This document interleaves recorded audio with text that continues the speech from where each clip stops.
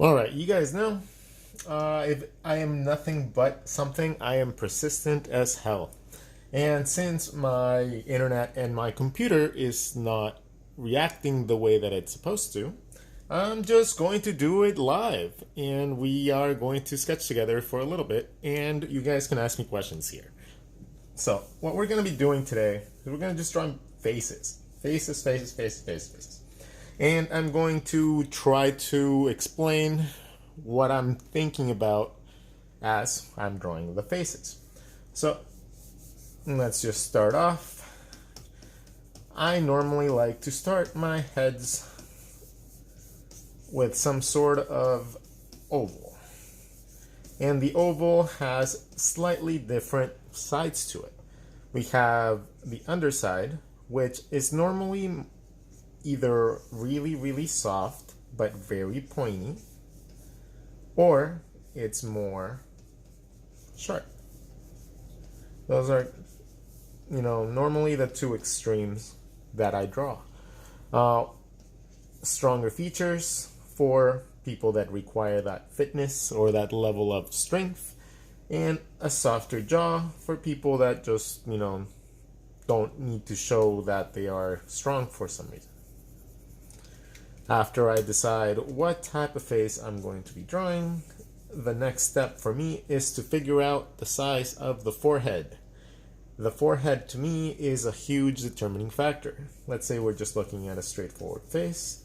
I would determine that the forehead would be about this big. Determining the forehead can also be seen as determining where the eyebrows would be. This first line right here is going to determine a lot of the mood of the actual drawing. So in this case, let's just say that we'll just leave it like that. You'll see what I mean. Then from that point on, I determine the middle of the face. In this case, let's make it slightly 3/4. Boom, boom. Remember, these shapes aren't just going up and down. They're supposed to be having a little bit of going around the shape. When you see, let's go from the side.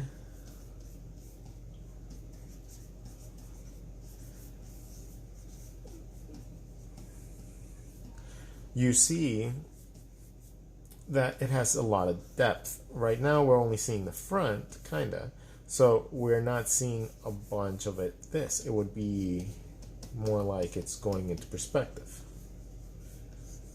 And just draw it like that so you guys can see kind of the same features that I map out whenever I'm drawing something. After you learn a little bit more anatomy and you get used to how the actual skull is and you get used to the complex shape, you start seeing certain landmarks that help you map out what you're going to be drawing next. In this case, I mapped out cheekbones, the teeth, where the actual mouth would go, and then you can map out little elements like the bottom jaw that goes around you. And that's why it's so hard normally to learn how to draw like the underside of the face and everything. It's because we get so used to drawing everything in like the styles that we get used to, and then we forget that, the shapes that we're seeing, that's what we should be drawing, not necessarily the styling behind it. So if you learn the actual anatomy underneath, the styling comes easy. But normally these are the landmarks that help me map out a face. Now, inside of here, we're missing the eye sockets. No, we determined that the eyebrows were gonna go right there. So let's go back a little bit and let's draw the eye sockets to fit that. Normally the eye socket, I would say, is where the top of where the bottom of the eyebrows would be to the, from here is the top of the eyebrow or bottom of the eyebrow, and then that's what marks those lines, like right here in your face, and that's what, you know, like would be that landmark for you. Now from here you get the nose, or you know, the little like nose nostril part that actually extends a tiny bit. It comes out a tiny bit from where you're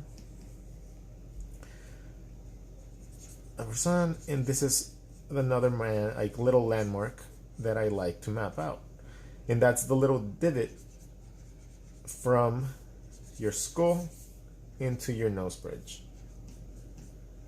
That's going to become important in a little bit, and you'll see why. Just going to even that out. And then just having those landmarks, you're able to create a lot of different things. And we're going to draw like a bunch of different heads with just those landmarks. Okay, so let's say you just sketched out that really quick.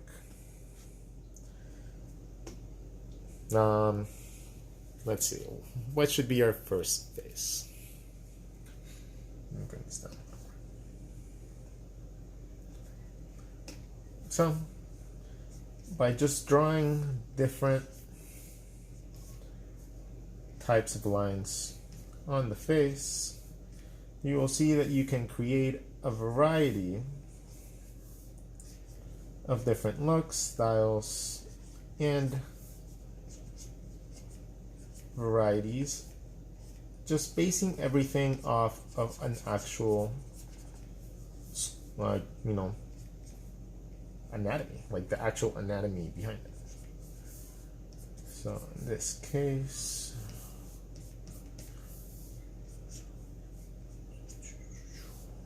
let's try like a more detailed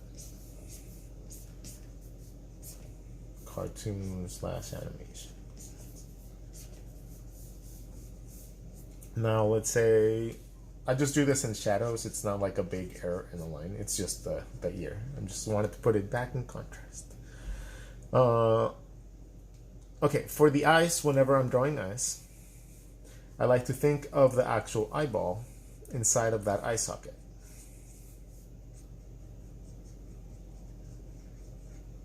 As you can see, the eye socket blocks a little bit of the eye on that side.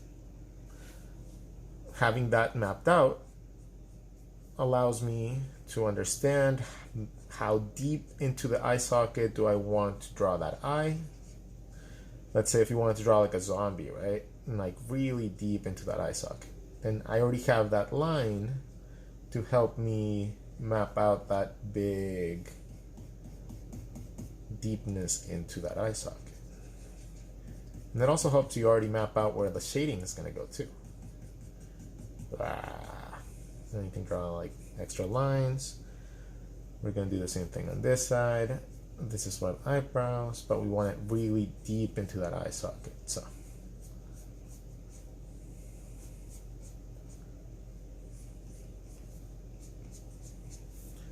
a little bit of heavy shading will give us that. And I apologize for the bounciness of this. Trying to keep it under control. So having those deep eye sockets gives us already like a look of dread in our character. Now let's say that we want, I don't know, what type of expression should we give them? First person to post an expression right now, we'll draw that expression. And go. Do do do do do do do do do do do do. Someone just has to type it. Do do do do do do do do do do do do. Angry. There you go. So we're gonna make them angry. So in order to make a character look angry, there's a couple features that we have to keep in mind. The big one is the eyebrows, right? The eyebrow line should be compressed because you're bringing in your eyebrows in. So this big, like, muscle slash muscle structure that we normally have here gets brought in and covers a little bit of our eye socket.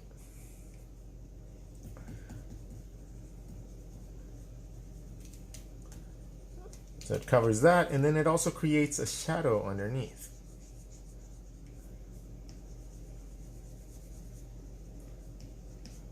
So now that eye that's inside that socket would even look even smaller, just because there's extra shadows hitting it.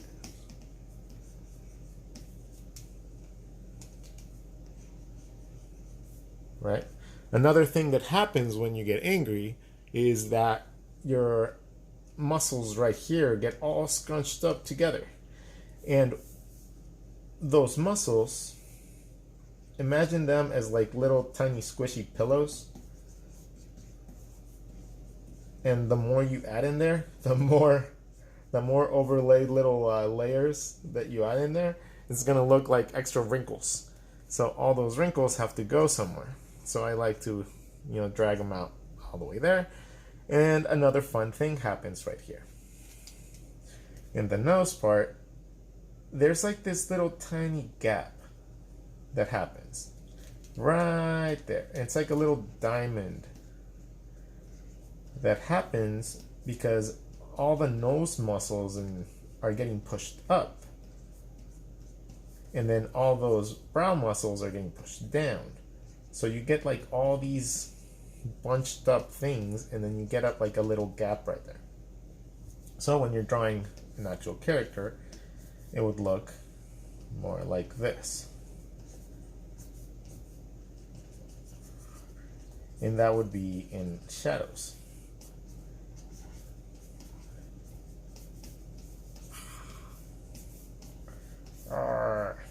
Right, so you get that push down, and then you get that push up from you squinting your nose. So you end up with a little bit of a shadow here.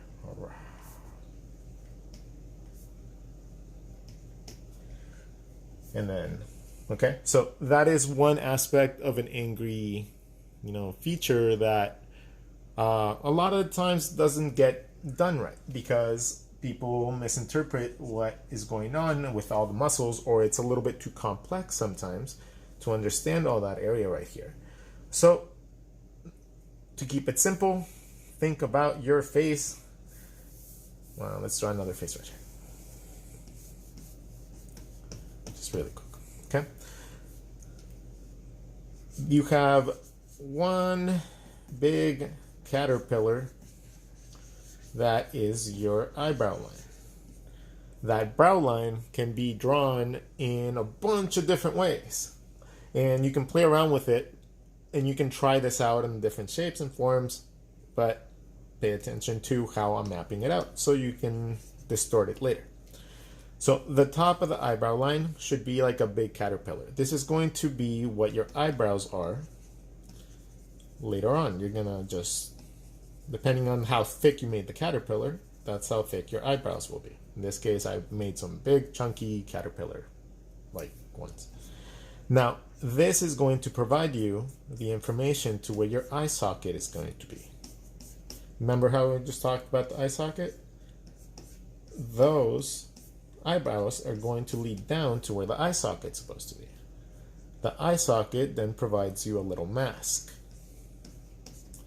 That little mask is going to give you, ta-da, the area where the nose is supposed to come out. Now, the nose can be any way, shape, or form that you want. It can be like a little one like this. You can make it a little anime one, like little tiny ones. You can make a big old honker. You can make a smug one, or like up, it can be any way, shape, or form. The nose at this point is just up to your imagination. You can draw any shape and make that into a nose. As long as you understand the parts that consist of the nose. We'll get to that in a second though. So once you have your eye sockets and your little bridge, and you draw in a shape for your nose. Now, at the edges of your nose, down to your chin, or not even down to your chin. From this point on, you gotta give yourself a limit to where your mouth is gonna be. So I like to kinda just draw in my mouth, going from one side of my face to the other side of my face. And if I want a really, really cartoony mouth, I go past where the eyes would be. If I want it to be a more natural one, I try to keep it within where the middle of the eyes would be. That's going to give me both of my sides. And then at this point, I got to start remembering that the face isn't just flat in the front. So this mouth needs to come out because this shape, there's roundness to the parts of the face, like the muscle part, from the edges of the nose to the bottom of the chin has like a roundness to it. So you draw around those shapes, like you create depth in your drawing really easy by just following some guidelines. So now we have the chin. The chin is a little bit of like a little ball in the bottom of your face. So we'll draw a little ball. Now the nose is a very complex shape in itself, but you can simplify it very, very easily. The nose can be drawn into a little diamond. And there's a whole video about how to draw noses and stuff like that too on my YouTube. So feel free to go check that out. It's literally a very incredibly simple way of drawing. It's a little diamond. You break the diamond into two. The diamond is going to give you the bottom of your nose. So whenever you are drawing your actual characters, it'll look more like that.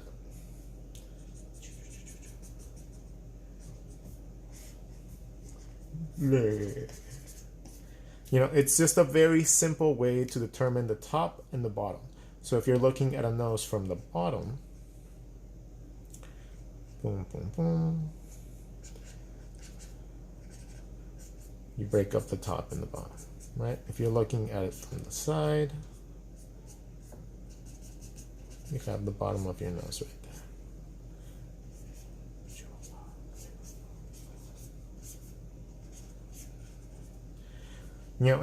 It's just a very simple, nice, quick way that you can map out any nose.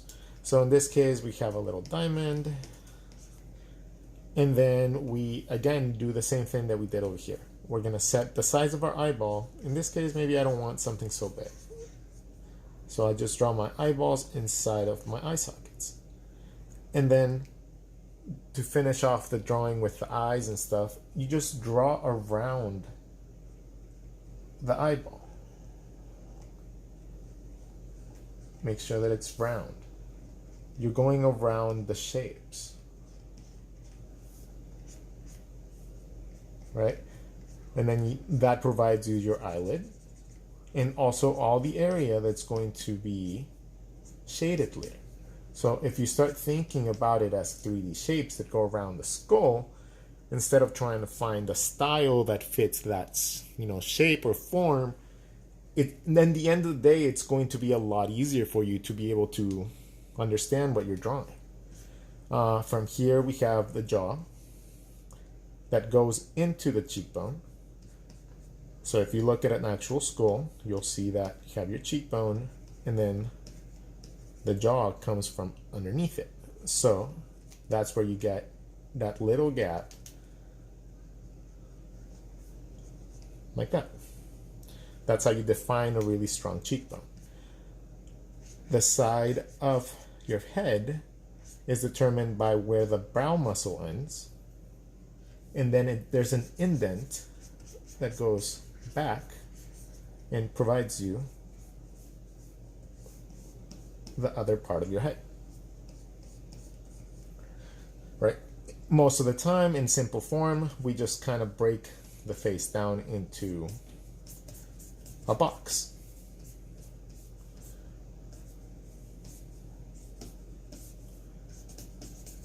Like at base form, that's this, right? And when you start adding the complexity of the rest of the face, that's when you start getting all the extra little layers.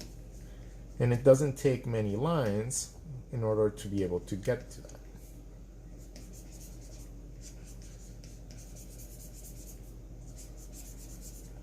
See, just a simple skull can be, created. And if you can memorize how to draw those, like that shape, and then you also realize that this has depth. This is supposed to have depth. So it's not just flat. You always have to think of how your body is consisting of a ton of basic shapes. And all those shapes have depth, and every shape is going to... Understanding each one is going to help you develop into the other ones, and then it's going to be a cascade. Like, once you figure one out and how to draw something like this, everything else just becomes so much easier. Because you just apply the same dynamics that you learned from this. Like, learning how to draw faces like this will lead to learning how to draw torsos like this. Arms, hands, fingers. And then the more that you develop your skill, the more detail that you end up knowing, and you end up being able to see more. Let me give you an example. And this is something that I like to do with anybody that I teach. And let me make sure that my phone's not dying. Okay, we still have 34%.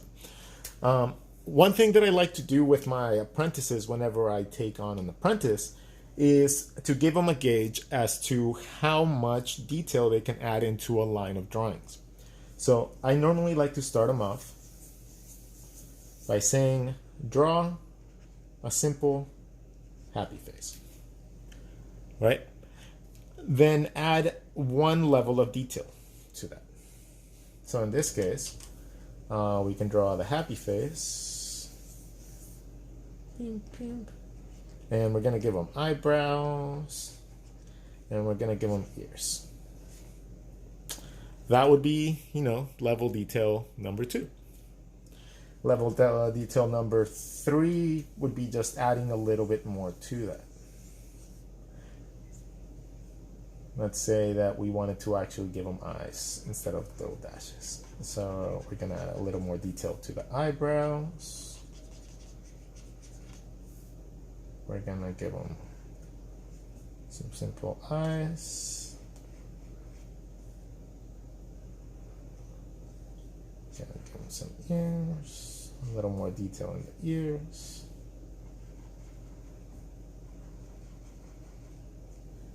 And then you're still not drawing any hair. That is a horrible circle. I'm trying to teach people how to draw here. Okay, so when you're drawing digital, it helps a lot to just do little tiny circles at a time, and then just clean up and clean up and clean up and clean up and clean up. When you try to do just one big shape and your arm is tired and you've been drawing for hours, it's really horrible. Like, don't try to do that. Just little by little, like if you were drawing with a ballpoint pen. That's why it's easy to draw digital if you learn how to draw with ballpoint pen. Anyways, in this case, let's give them a little nose. And then we go on to the next level. Maybe in this stage, I want to give him a little bit more definition to his chin, so a tiny bit of a curvature. I'm going to give him some hair. A little more detail on the ears. A little more detail on the nose.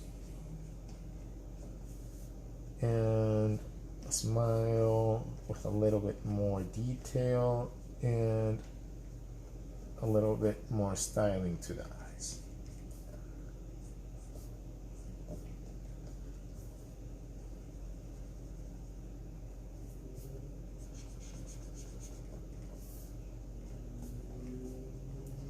There you go. So now we have that next level, right? And at this point, you just keep going and going and going and going and going until you realize where your limitation is. Some people will be able to get from, let's just skip a couple levels, and then I'll just draw, something a little bit more akin of where I would have to be to.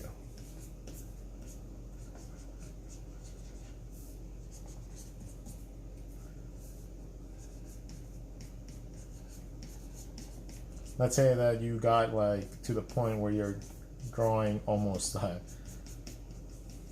like full illustrations for it.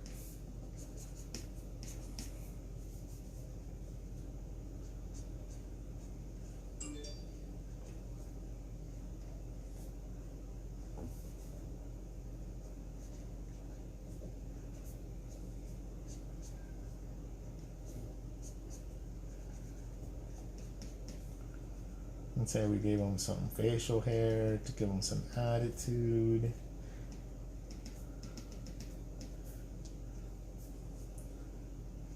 Give him a little bit more pizzazz to his Zoolander look.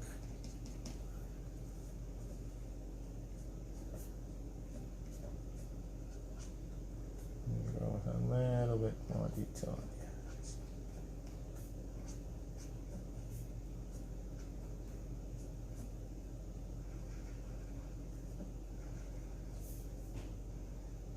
It could be whatever you wanted at this point, but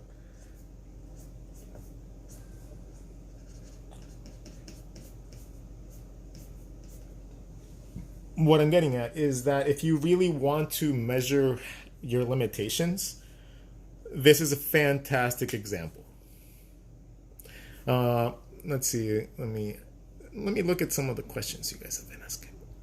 Have you ever changed your style drastically, the influence of another artist or another style, or once you found your style, you stuck to it?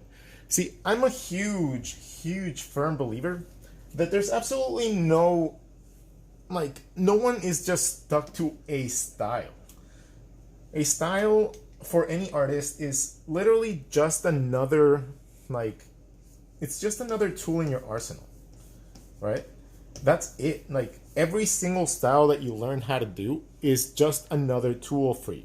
It's not a determining factor of, how you should draw. It's not a determining factor of how you're going to draw the rest of your life. Absolutely not. And it's not any factor in determination of how you should learn either. I have a very firm belief that, and this is because doing exactly what I'm going to tell you guys is what hindered my growth for a good 10 years. I started drawing with the intent to be able to draw like everybody else. In that case scenario, it was very easy for me to mimic other people's artwork. Maybe not technically, but I would just repeat it so much that it would become a little bit easier for me to draw in their style. But the problem with that is that just finding a style isn't a very good solution to my problem. My problem wasn't necessarily that I couldn't draw, it just was that I didn't understand the basic concepts of what I was drawing. So me understanding and figuring out somebody's style is literally just limiting me to drawing how that person draws.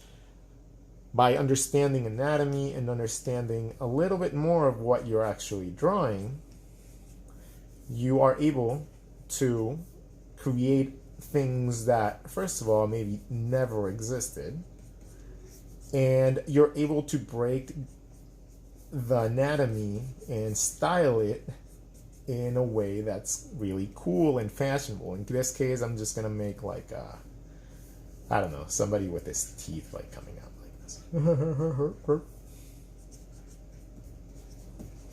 So in this case, I'm drawing the upper part of the mouth, and a shape that's going around, right? So here's the edges of the mouth. It's going to go around, and this is the other side. But you're not seeing the other side because it's going around. Now, this is the top, and then from here, I know that the jaw, if it's pointing up like that, the teeth would be coming out somewhat like that. They're going around this shape, right? And depending on how big the your lip, you want it to be overhanging. Maybe I just want it really cartoony and the lip just like just flapping in the wind. Let's put it like that. So you add that negative space in the back.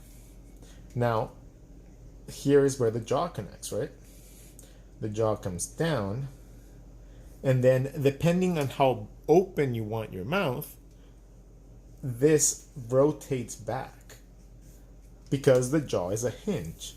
The jaw, and you're seeing it from the side, the jaw rotates off this little hinge right here. So when it rotates, it doesn't move down, it moves back. It opens this way.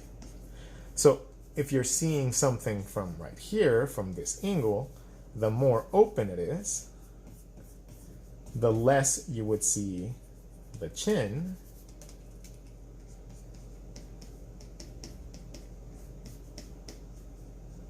You would see a little bit less of the chin, and you would see a little bit more of the top of the teeth.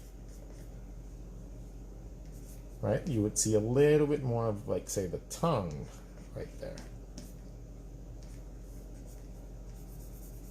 And now you have a pretty cool facial expression that you adjusted to be accurate. Also, this part right here would extend. It would not stay as thick as it is right there because it's stretching down.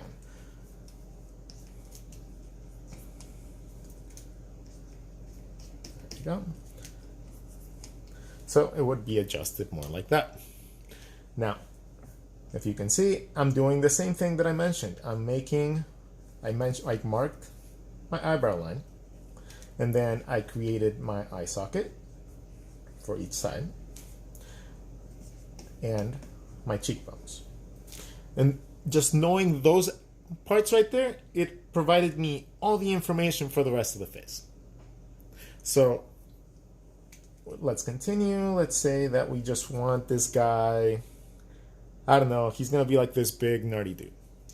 You know, it's like the guy that's drawing right now. So I'm gonna show you also how to map out, like having those guidelines is gonna map you out your glasses and accessories that you put on your face. So once we have this mapped out, we can know it's no longer just a straight line going down, right? Like, we're trying to see things slightly more complex at this point. So once you have your eyebrow line, you can map out that depth, and this is a good exercise. You do it by sections, do it by color coding if you want to. So let's say you'll make the forehead red,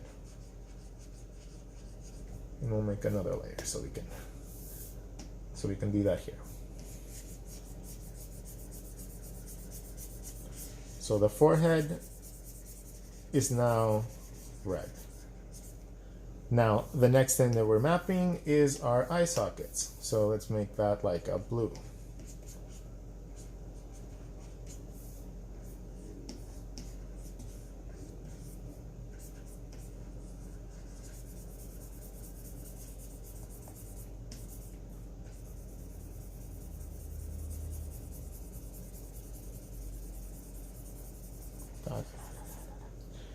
Then that is going to give you the rest of the mask, which is going to provide you with the nose bridge area, right? This and the nose can be, like, you know, mapped out in the same really, really quickly. And then from there, you just have your cheekbones, and that completes let's draw them clean.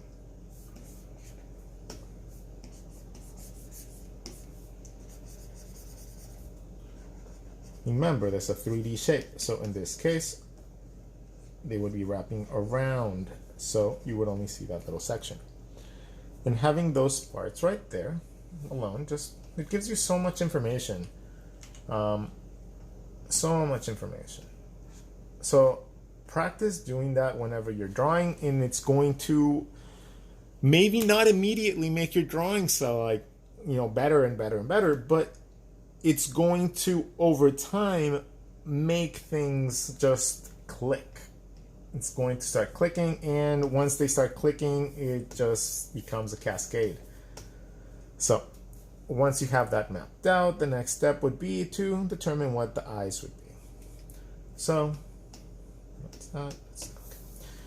the eye sockets already provide me with a lot of information, right? And the little edge right here, where they go from down to the front, because right now it would be seen more so like this.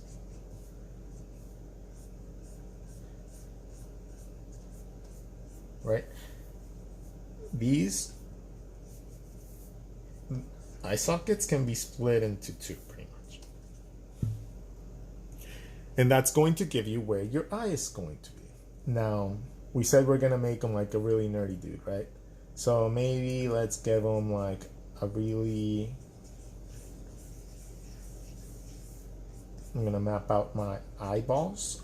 The eyeball is getting blocked by the bridge right here, by the eye socket, right? So that is why you can't see that, and that's why this one's going to be thinner. But the actual eyeball would probably go around more like that. I'm just going to get rid of that part. Now, the eyelids are going to, and here is the eye from the profile, by the way. The eye socket covers a little bit of it. Now, eyelids. Let's make it like one droopy eyelid, and it's going around the eye, right? It's going to go around the eye. Like when we're drawing lines and stuff like that around the sphere, it's going around the eye and hugging it. Now, the bottom eyelid is going to have a little bit of depth, which I'm going to indicate by just drawing a darker line. I don't need to go in and make 2 extra lines to create depth sometimes. Sometimes just making a darker line provides that effect. And then a little bit of that overlap where the eyeball would be going into the skin. Top of the eyelid is going to follow the eye socket or the eyeball, and it's going to merge into where the eyebrow muscle would go. So now we have like one droopy eye. And then this side is always interesting for people because a lot of people do not like understand why one eye is like this, right? And then the other eye has like a gap.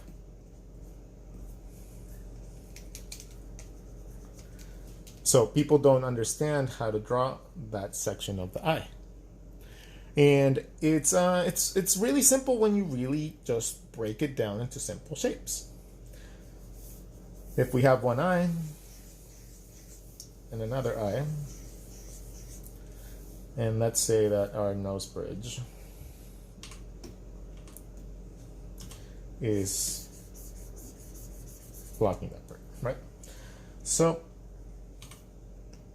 if you just keep in mind that you're really just drawing the little slit that shows a little bit of the eyeball through.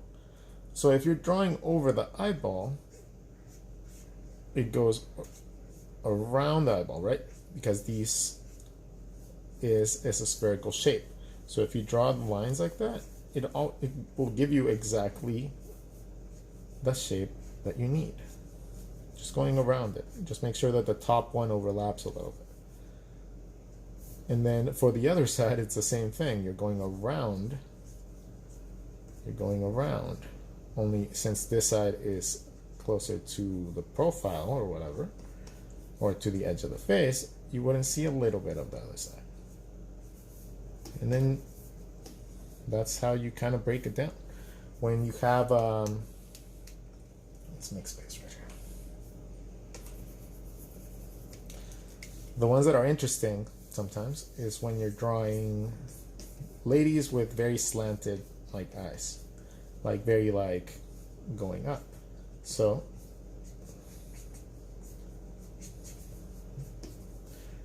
when you have a lady that has eyes that are going up like that,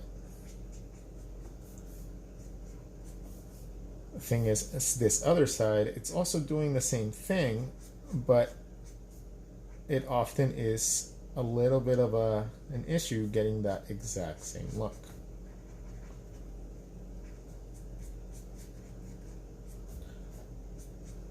So if you just keep in mind the fact that it's two spheres, and then you have these things going up, one side is going this way, one side is going that way, and you just slowly rotate things in space, you'll start seeing kind of how I need to draw the eyebrows, the eyelashes. Sorry about that. You gotta realize that it's going to be more something along the lines like that, which is not always necessarily stylistically the best. And that is when you start taking little things from one style and another to make sure that you replace the aspects of actual anatomy that don't really follow through with what you want it to look like. In this case, we don't really have that concern. I'm just going to draw another droopy eyebrow. And now we have a very like type of look to our character. Now we have the nose coming at it from here. So let's just make a big, honky nose, but it still has to fit within this shape. We can't just like cover everything with a nose and have it be okay. So we know that the top lip, like the upper part of our lip that connects to where our nose is around right here. This has depth, right? And thanks to that, we can put things on this and make it look like it's like resting on it, which is going to give it even more depth. So we're going to have the nose come out. I want it to rest on the actual upper lip, which is going to create a dent right there. And the other side is going to be on the other side. So I just draw a general shape on top.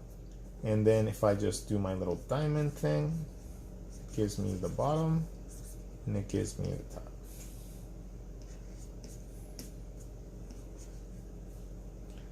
Now if we just added some white to this, you'd start seeing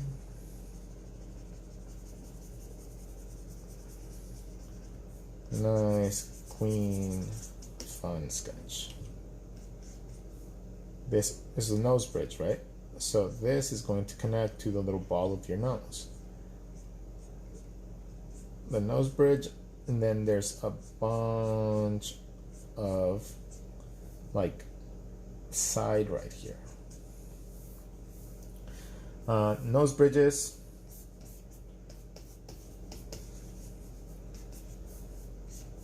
normally determines how much of a sharp nose you want.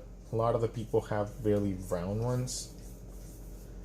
Some people have really, really sharp like edges to their features.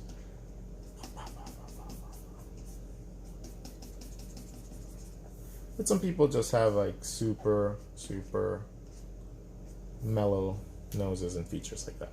So again, once you understand seeing things and having depth to them, stylizing it, changing it up, making it different, it just becomes a lot easier.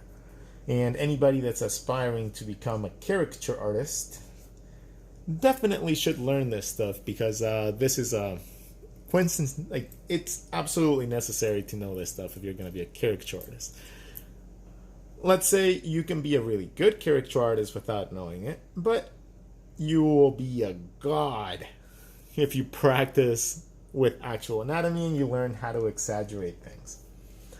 Okay, so now we have our face, we have our nose, we have our like mouth that's following proper anatomy. We got rid of a lot of the teeth right now, so let's make the other teeth again.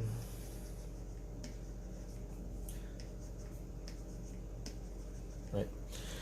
Now, in order to draw any accessories like eyeglasses or monocles, or mapping out tattoos on the face, you can use this same mask that you drew, expand it a tiny bit, and you have your glasses. You already mapped out the sides of the face. Now, drawing glasses, and this is a problem that I had a lot. A lot of the times when I would draw glasses, I would forget like the basic elements of glasses. And if you don't draw the basic elements that come with glasses, they're gonna look fake, they're gonna look bad. So, what are parts of glasses that most people do not remember drawing? So let's erase this one, just so I can be as clear as possible with this. I draw glasses all the time because I have glasses and I draw myself all the time. So, glasses. First of all, they fit in front of your face, and they also curve a tiny bit sometimes, depending on the style of glasses. So, one, glasses are not just a single line. They have depth, right? There is a lens in there somewhere. So you have to make sure that when you're drawing it, you provide depth. In this case, I'm going to make one side of the eyes show a little bit of depth like that, and I'm going to show a little bit of depth by adding just a single white line that's going to break this down, making it look like it's a box. In this case, it would be that. Now, if it's circular, the outside edge of the glasses is going to determine how it looks. When they're circular, they tend to have like a little ledge like that too. Yeah, again, the top of the glasses extends into where they hold the little leg that goes to the back of your ear. If you don't draw that little tiny ledge, sometimes it's in the middle, sometimes it's on the side, sometimes in the top, sometimes in the bottom. That's part of the look and the style of the glasses. So keep that in mind. And then they tend to have like this, a little determining factor like there on the sides. Then they have the bridge that connects the glasses. It's normally pretty high up onto the nose. Oh, unless it's, but since if I'm stylizing, exaggerating, you can move it up and down depending on however you need it. But if you keep those in mind, every single time you have to draw glasses, it's going to come out pretty cool. All right. Oh yeah, and they also cast a shadow into whatever you draw, so make sure that you're accounting for that if you're drawing shadows in your drawing. All right, let's see. We already finished this guy. So that's how you map out that. If you're doing tattoos, for example, let's say this guy has a really cool like tattoo that goes around his eyelid, up and into his forehead. Make sure that those tattoos follow the guidelines in the anatomy that you already drew in. This is why my drawings sometimes have so much depth, even though they're very simple. It's because I'm guiding your eye to the parts that I want, and because I'm giving you as much depth and flow as I possibly can. Okay, let's try another face. Let me see how much battery I have left. Ooh, I only have 13% left. So I'm probably not going to be able to last too long. So I'm just going to draw, let's say, a face of a really chubby person. So, really chubby people, I tend to draw them without their chins connecting. Now, why is that? It's because there's no definition in the bottom of the chin, right? So let's say that we have just our basic head shape, but we don't connect the chin.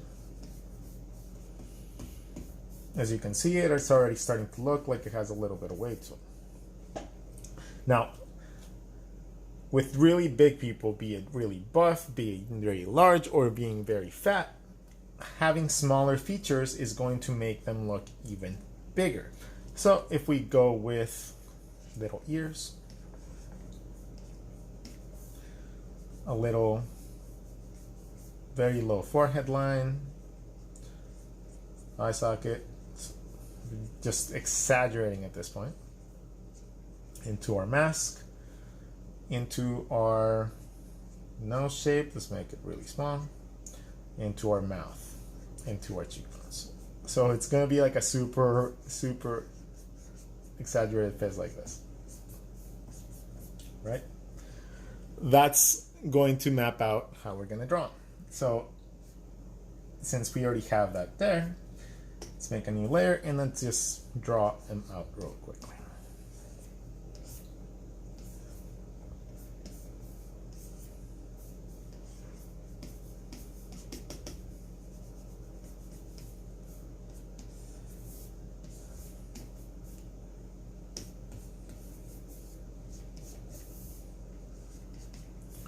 So we determined that this is going to be the eyebrow line, so we're going to give them some attitude. Now I'm going to draw the nose. Give them a little bit of a broken nose bridge. Because, yeah, he's a big dude. He's probably seen some fights. Eye socket is going to give us enough space for our eyes. Let's make them really small like we said we were going to.